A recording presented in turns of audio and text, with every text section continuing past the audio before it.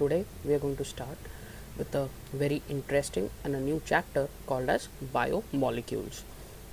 Biomolecules, now, if at all we understand and try to break the word, it gets split into two parts. Yes, one is bio, another is molecule. Now, what do you exactly mean by it? Okay, now our planet, okay, Earth, has a distinct, ekdam varied kinds of species. Yes, you have right from unicellular organisms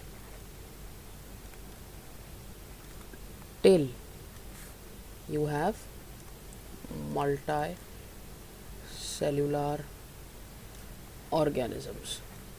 So from simple organisms to complex organisms, Earth consists of multiple and varied diverse kinds of species.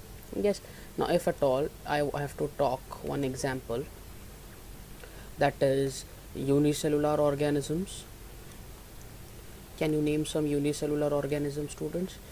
Yes, yes. If at all you have heard of yeast, okay, it is a unicellular.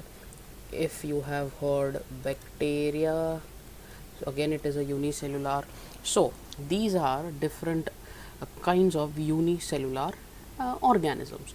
If at all I have to talk about multicellular, yes, multicellular. So can I say plants are multicellular, animals are multicellular?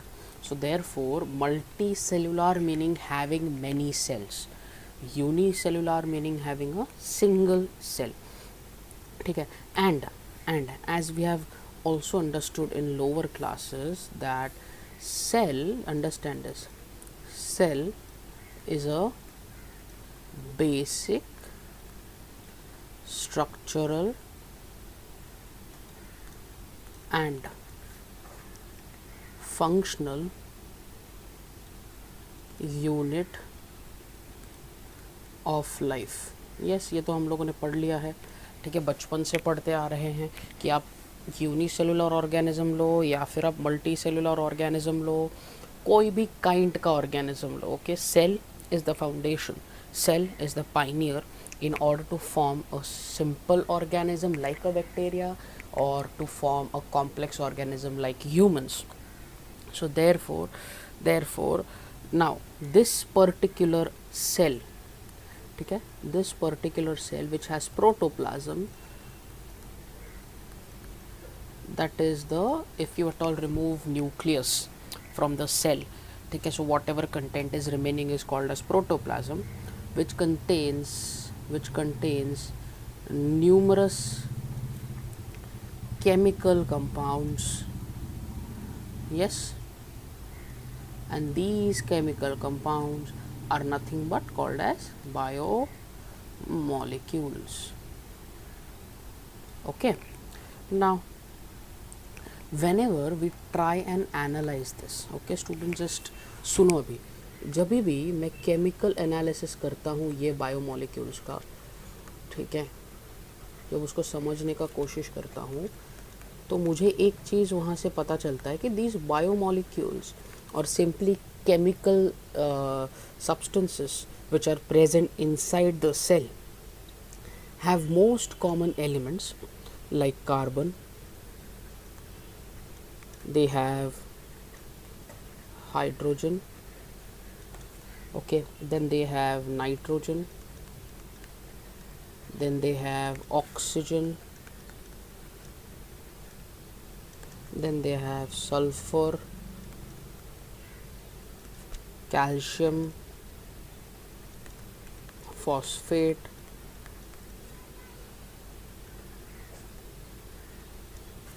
Magnesium etcetera. मतलब ये biomolecules में ये सारे elements generally पाए गए हैं. So therefore हमको ये पता चलता है कि कोई भी बायोमोलिक्यूल हो जो एक प्रोटोप्लाज्म, एक सेल के अंदर प्रेजेंट है, उसके अंदर chief constituent elements, generally that biomolecule or that chemical compound is made up of these kinds of elements. Okay, it can be carbon, hydrogen, nitrogen, oxygen, sulfur, calcium, phosphate and magnesium. Okay, in broad sense if I have to talk, okay, generally this living organisms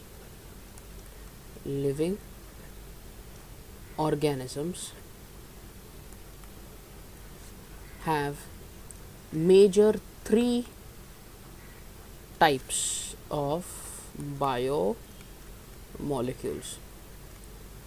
तीन type के biomolecule generally मिल सकते हैं. ठीक है, सबसे पहला is called as carbohydrates. Yes, carbohydrates.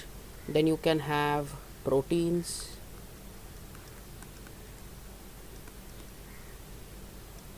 and the third which is nucleic acids,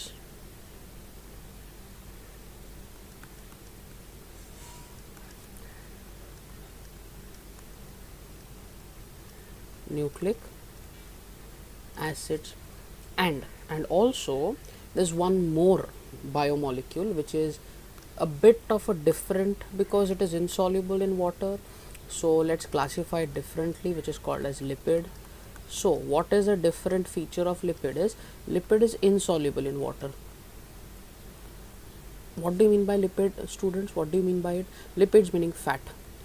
ठीक है, so it is insoluble in water, पानी में ये dissolve नहीं हो पाता, and they are small molecular weight compounds.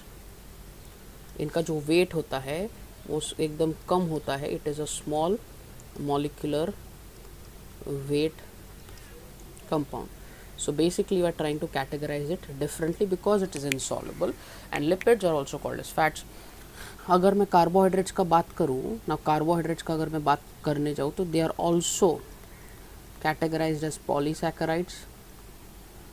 We'll understand what does polysaccharide means, what does carbohydrate means in details. Yes, then you have polypeptides as proteins. You can say it as another name. Okay, and nucleic acid, you can say polynucleotide. ठीक है, सो आप जब समझने चाहते हो तो broadly आपको तीन चीज़ें पता होना बहुत ज़रूरी है. एक कार्बोहाइड्रेट जो एक मेजर बायोमोलिक्यूल है, proteins again a major one, nucleic acids that is your DNA or RNA, the genetic material, and one which stands little bit apart, which is called as lipids. So lipids are, why are they apart? The reason being they are insoluble in water. The broadly justification for that is it is insoluble in water and they are very small molecular weight compounds. Okay, now while understanding this, one thing we have to make clear that whatever we discussed right now, like हम लोगों ने अभी carbohydrate का बात किया, yes, हम लोगों ने अभी प्रोटीन्स का बात किया, हम लोगों ने अभी न्यूक्लिक एसिड का बात किया. they all are categorized as macromolecules. Even lipids, okay, they are classified as macromolecules. Macro meaning those things which are required in higher amount. Okay, those things which are required in higher amount. Now these macromolecules you see here, okay, these macromolecules, they are generally, they are polymers of small repeating units called as monomer. Okay, for example, let's understand this with the help of an example. अगर मैं example लूँ proteins का, because it is little bit simpler to understand. So अगर मैं protein का example लिया, so protein is made up of amino acids. Okay, this you must know. Proteins are made up of amino acid. Is it only one amino acid? No, there are multiple amino acids. Okay, there are many. तो it can be many amino acids. Okay, for example अगर 10 amino acid लिया, 20 amino acid लिया, वो जुड़ेंगे तो जाके protein बनाते हैं. सो प्रोटीन एक टाइप का पॉलीमर है. बट अमाइनो एसिड क्या है? वो एक टाइप के मोनोमर्स है. ठीक है. सो जब बहुत सारे रिपीटिंग यूनिट्स ऑफ मोनोमर, ठीक है, रिपीटिंग यूनिट्स ऑफ मोनोमर एक साथ आ जाते हैं तो जाके वो एक कॉम्प्लेक्स स्ट्रक्चर बनाते हैं जिसका नाम है पॉलीमर. समझ में आ रहा है? So this case is applicable with carbohydrate as well. It is applicable with protein as well, lipids, and also nucleotides. So it is applicable in all the cases. Okay, now coming to the very first biomolecule. Yes, सबसे पहला biomolecule जो है, let me just draw a line here. ये सबसे पहला biomolecule which is there is what is called as carbohydrate. ठीक है, अभी वो समझ लेते हैं. कार्बोहाइड्रेट्स. ठीक है. नाउ कार्बोहाइड्रेट को अगर आप ढंग से देखोगे, if at all you notice carbohydrate very carefully, इसके अंदर ही डेफिनेशन है. कार्बोहाइड्रेट्स को कैसे डिफाइन करोगे? अगर सिंपल, एकदम सिंपल लैंग्वेज में अपने को डिफाइन करना रहा, so carbohydrates are hydrates of carbon. They are hydrates of carbon. देखो ना, carbohydrate, hydrates are of carbon. ठीक है. Carbohydrates are also called as, they are also called as saccharide. उनको क्या बोलोगे? सैकराइड बोलोगे. ठीक है. And carbohydrates are made up of majorly three elements. One is carbon, another is hydrogen, then it is oxygen. So C, H or O, this is the major constituent of carbohydrates. उनको saccharide क्यों बुलाया जाता है? because they are generally sugars. तो sugar saccharide तो something similar, so therefore carbohydrates are also called as saccharides. ठीक है.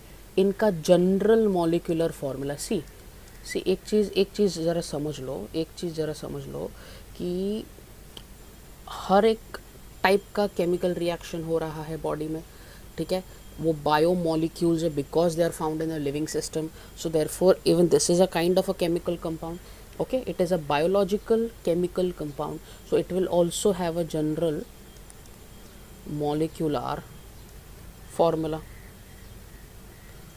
Now general molecular formula for carbohydrate is nothing but C, I am writing it here, CH2O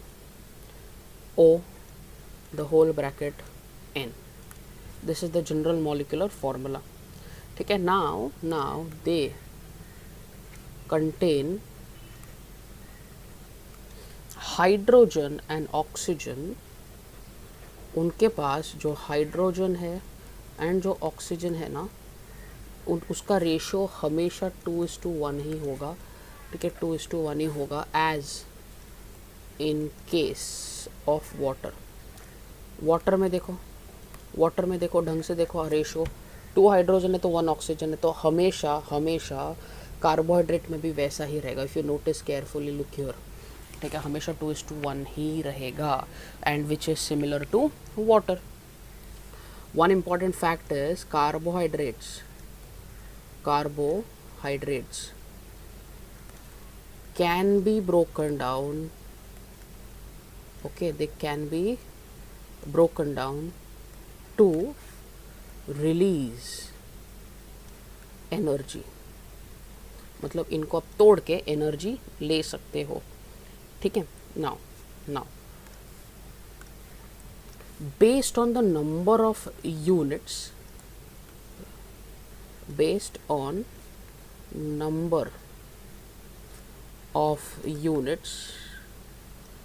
of sugar के कितने units है एक carbohydrate में, उससे उससे हम लोग कार्बोहाइड्रेट्स को क्लासिफाई कर सकते हैं।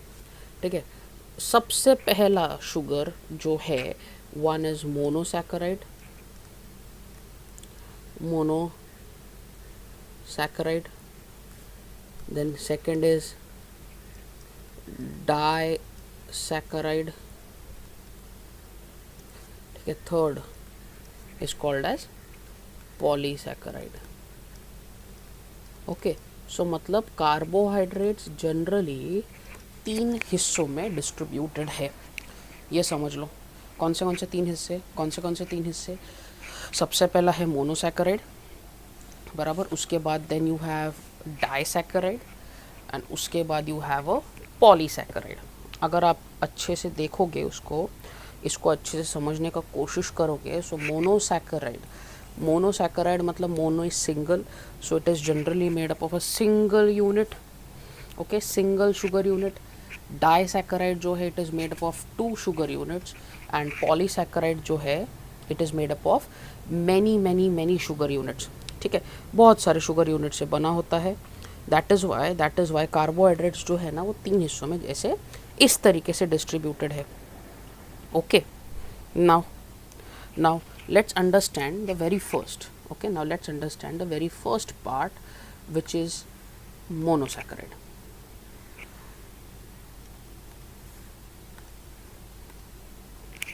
Chalo, let's start. First is monosaccharides.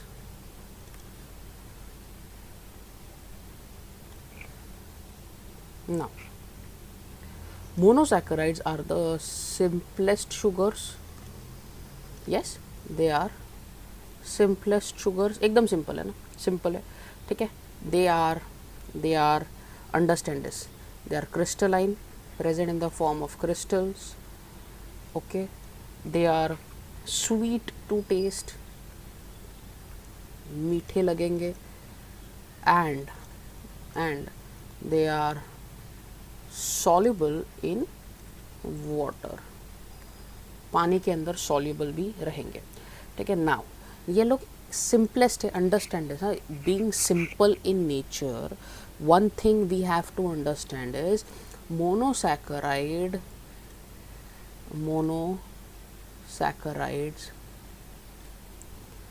cannot be further hydrolyzed, ठीक है, उनको अपन फर्दर हाइड्रोलाइज नहीं कर सकते, मतलब आप उसको और ब्रेक डाउन नहीं कर सकते, ठीक है। सो देयरफॉर ये सबसे सिंपल है, and monosaccharides they are considered to be the building blocks, they are considered to be the building blocks of carbohydrates. देखो अभी हम लोगों ने डिस्कस किया कि जो कार्बोहाइड्रेट होता है, ठीक है, ये कॉम्प्लेक्स नेचर का है, एक तरीके का कॉम्प्लेक्स सब्सटेंस है जो कि सिंपल मोनोमर से बनता है, ठीक है। पॉलीमर है ना, कार्बोहाइड्रेट एक टाइप का पॉलीमर है जो कि सिंपल मोनोमर से बनता है। एंड कार्बोहाइड्रेट में सबसे सिंपल स्ट्रक्चर कौन सा, सबसे सिंपल शुगर कौन सा, तो monosaccharide. So therefore monosaccharide is considered to be the simplest form, right. And यही मोनोसैकेराइड को जोड़ते आप डाइसैकेराइड बना सकते हो, आप पॉलीसैकेराइड बना सकते हो, ठीक है। नाउ इनका the general molecular formula, okay, is CH2O the whole bracket N, where N is equal to, can be 3, 4, 5, 6 or 7. Yes, now monosaccharides can further be classified, pay attention, monosaccharides can further be classified as, it is easy, okay, as triose, पहला word देखो, triose, then you have tetrose, then you have pentose,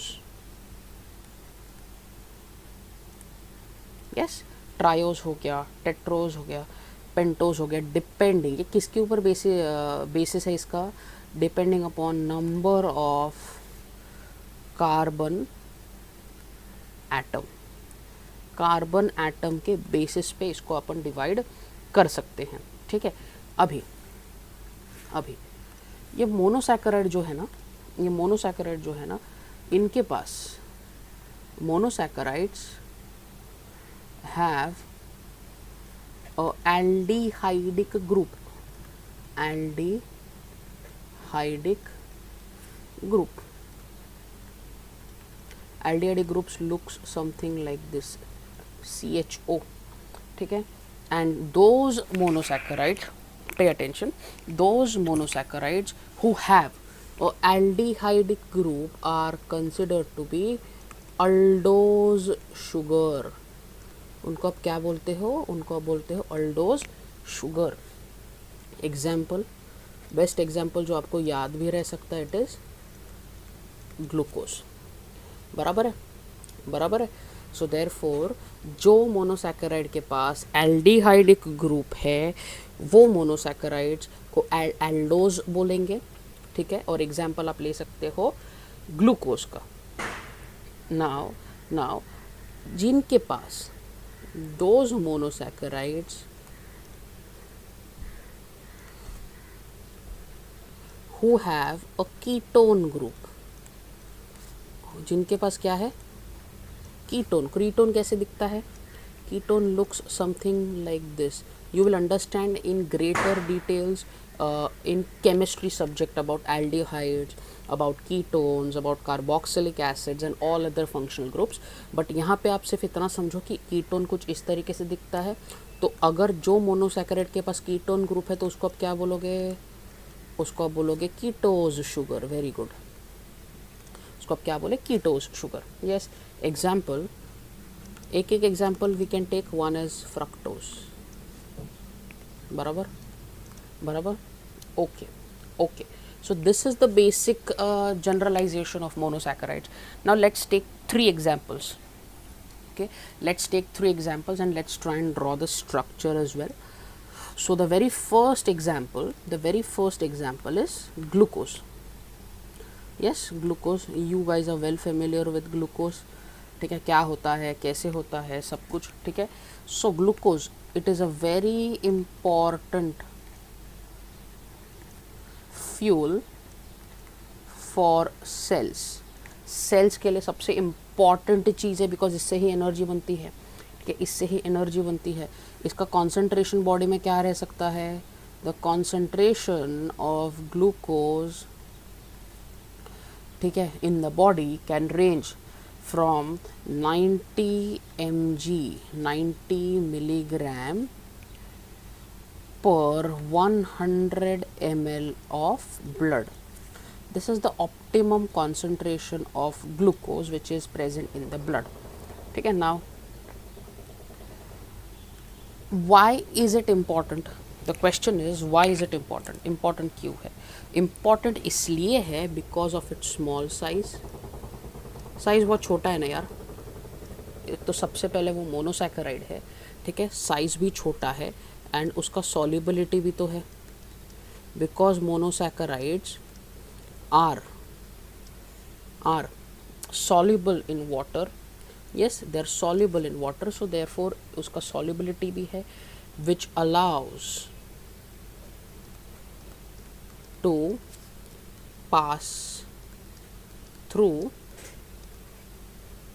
cell membrane, cell के अंदर पास करने को ये facilitate करता है। और इसके 2 एडवांटेज पॉइंट्स भी है, ठीक है, एडवांटेज भी है। क्या एडवांटेज है कि भाई इसका साइज़ बहुत ज़्यादा छोटा है, और सबसे इम्पॉर्टेंट ये बंदा, ये जो ग्लूकोज है ये सॉल्यूबल भी है, so that is also one strong point, yes. उसके बाद अगर अपने को अभी ये ग्लूकोज सेल के अंदर अगर जा रहा है, ठीक है, अगर मान लो ये ग्लूकोज सेल के अंदर जा रहा है तो कर क्या रहा है वहाँ पे, ठीक है, कर क्या रहा है, this glucose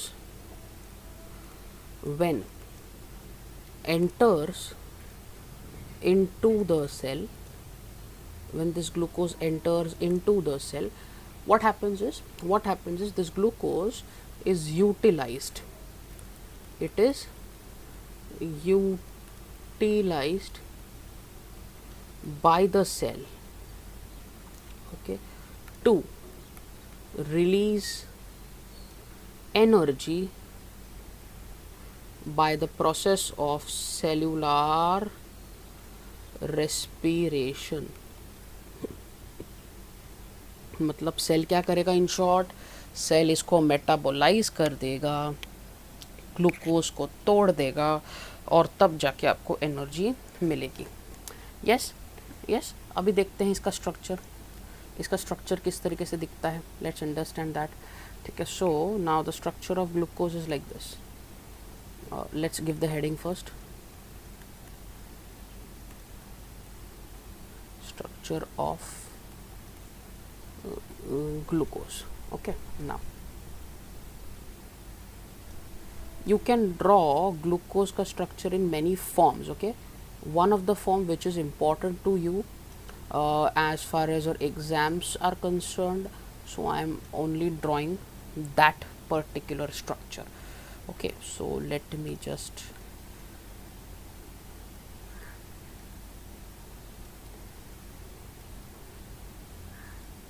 okay, so this is how generally glucose looks. Now if at all I have to complete it, it is H, this is your OH, this is again your H, this is your OH. Okay, this is your OH, this is your H, इधर वापस H, OH, and यहाँ पे it is CH2OH and you have H. So this is how glucose looks. Okay, this is the structure of glucose. where ये देखो, अगर आपने अच्छे से नोटिस किया तो थर्ड कार्बन पे, ये वाला थर्ड कार्बन पे उल्टा है OH, मतलब OH ऊपर है, H नीचे, बाकी जगह सारे जगह OH नीचे है. ठीक है, सिर्फ थर्ड पोजीशन ऐसा है ग्लूकोज का जहाँ पे OH ऊपर गया है. ठीक है, और ये जनरल स्ट्रक्चर ग्लूकोज का सबसे पहला वाला मोनोसैकेराइड. ठीक है, अभी अपन जाते हैं दूसरे वाले टाइप के मोनोसैकेराइड पे. अभी दूसरा वाला मोनोसैकेराइड कौन सा है, दूसरा वाला monosaccharide is galactose. Yes, now let's understand some functions of galactose. ठीक है, galactose is little bit similar, it is little bit similar to glucose. जब हम लोग स्ट्रक्चर ड्रॉ करेंगे तो मैं आपको एक्सप्लेन करूंगा कि it is very very similar to glucose. And galactose can exist in alpha and beta forms. ठीक है ना, what are alpha and beta forms, it is depending upon the position, it is depending upon the position of OH in the molecule. Molecule के अंदर का OH का position के ऊपर हम लोग डिसाइड करते हैं कि वो कंपाउंड अल्फ़ा कंपाउंड है या वो कंपाउंड बीटा कंपाउंड है. जब डायग्राम हम लोग बनाएंगे, इसका स्ट्रक्चर बनाएंगे, तो मैं आपको और अच्छे से एक्सप्लेन करता हूँ. ठीक है, नाउ गैलेक्टोज में react to glucose to form lactose. Now see, understand this. Lactose एक तरीके का डाइसैकेराइड है, पर आपको पता है कि कोई भी कार्बोहाइड्रेट ले लो, कोई भी शुगर ले लो, उसका फाउंडेशन क्या है, उसका फाउंडेशन भाई मोनोसैकेराइड ही है. सो अगर लैक्टोज एक डाइसैकेराइड है तो डाइसैकेराइड मतलब 2 शुगर से बना हुआ है. अभी 2 शुगर देखो यहीं पे हो रहे हैं, एक गैलेक्टोज है और एक ग्लूकोज है. तो ग्लूकोज एंड गैलेक्टोज जब कंबाइन हो जाएंगे तो अपने को लैक्टोज मिलता है. ठीक है, सो देयरफॉर एक यहाँ पे इम्पॉर्टेंट पॉइंट नोट करने जैसा है. Although glucose and galactose are little bit similar. ठीक है, although glucose and galactose are little bit similar, they cannot be converted they cannot be converted into each other, मतलब एक दूसरे के फॉर्म्स में आप उसको कन्वर्ट नहीं कर सकते. Therefore galactose will not play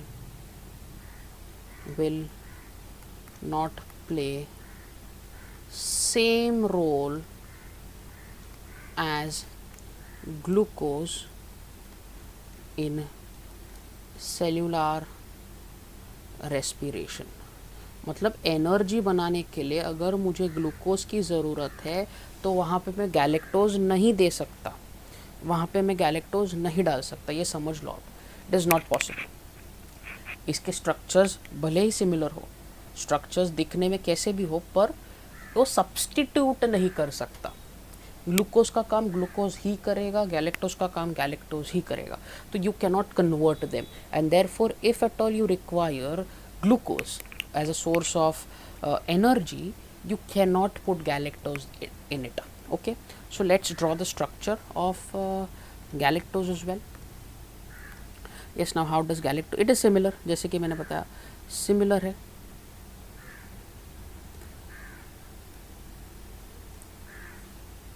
This basic structure is going to remain same. Yes, now let's draw vertical lines.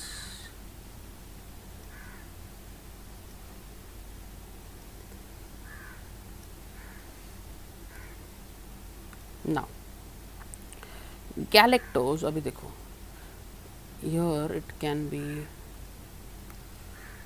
OH, H, again it is H, OH, then here it is OH, H. अभी देखो there is a twist.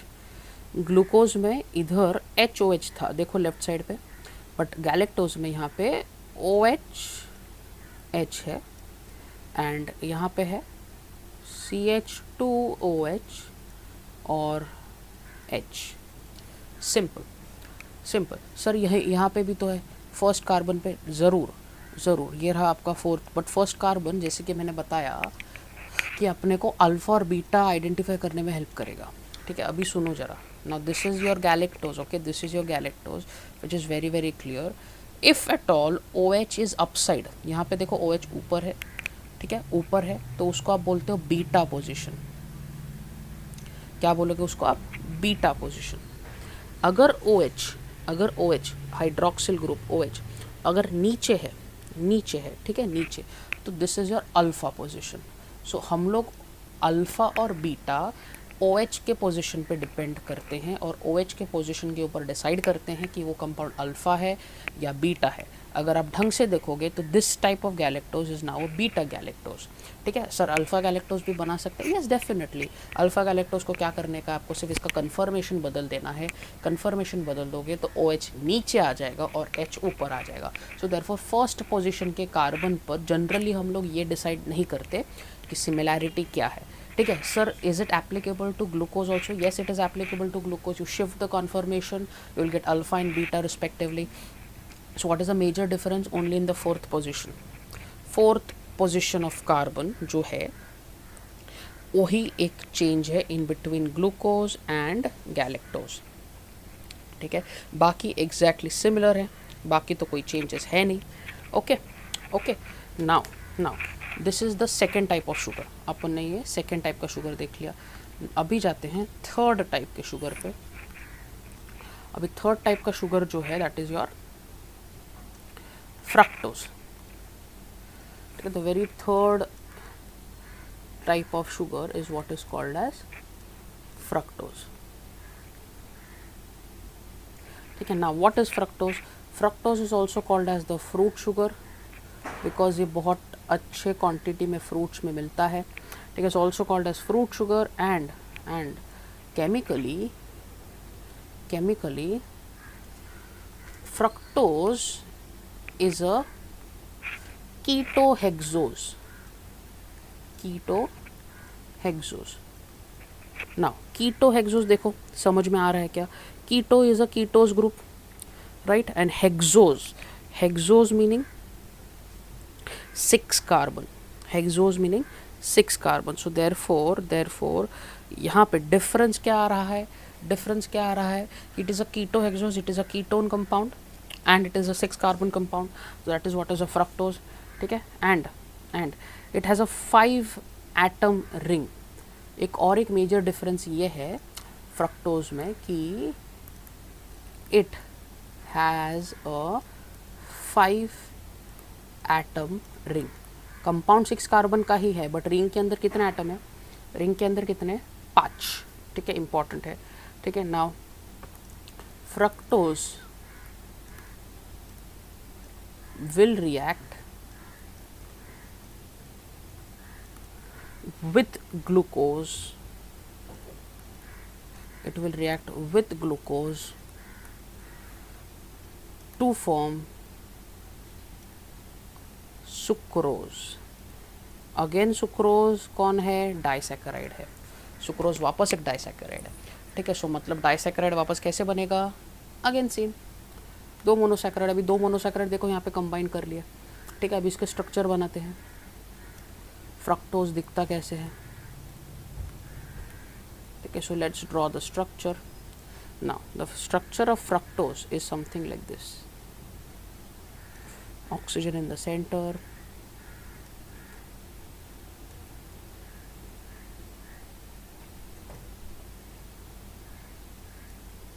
then you have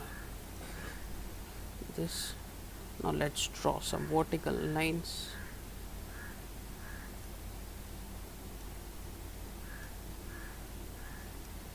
Okay, now let's label it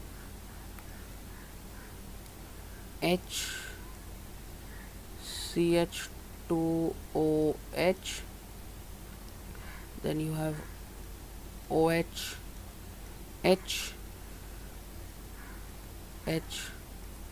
OH, and here you have CH2OH and OH.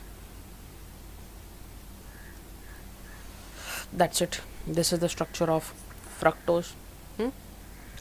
सो हम लोगों ने monosaccharide में क्या क्या देखा, monosaccharide में हम लोगों ने समझने की कोशिश की कि what is the monosaccharide, what are the features of the monosaccharide, and then उसके अंदर भी अंडरस्टूड 2 टाइप्स. यस, 2 टाइप देखे मोनोसैकेराइड की कि मोनोसैकेराइड अगर एल्डिहाइडिक ग्रुप है तो अल्डोज बोलोगे, अगर कीटोनिक ग्रुप है तो कीटोज शुगर बोलोगे. Then we understood 3 examples of monosaccharide, namely one is glucose, another is galactose, and then is fructose. Yes.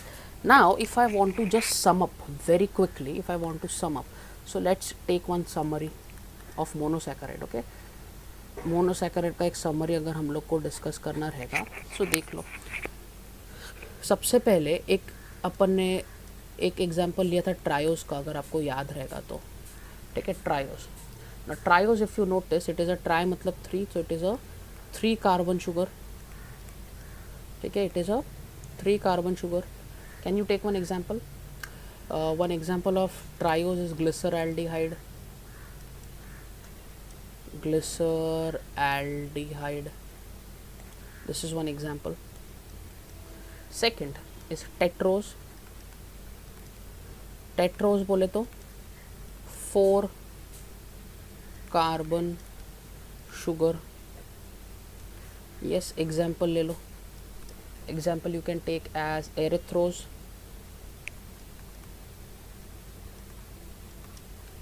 Third, pentose. Pentose का क्या, it is a 5 carbon sugar. You can take ribose in RNA and deoxyribose in DNA. DNA का full form क्या है, deoxyribose ना. Deoxyribose ने RNA का क्या, ribose. ठीक है. Ribose again is a 5 carbon sugar. Next is hexose, it is a 6 carbon sugar. अभी 6 कार्बन शुगर का तो एग्जाम्पल अभी आप खुद भी दे सकते हो. आप खुद भी दे सकते हो, ठीक है। सो हेक्सोस का क्या है, you can take example as glucose, famous one, yes. You can take fructose, then heptose, ठीक है, heptose.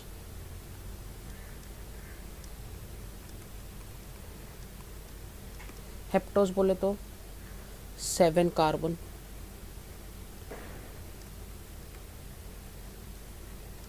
and example, this you might not have heard, it is pseudo happy